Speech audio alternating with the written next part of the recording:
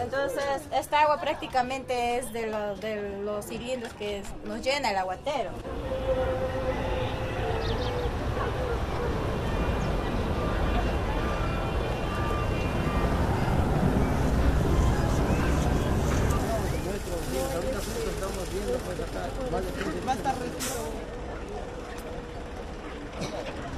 No hay nada. Para el agua. Para el agua.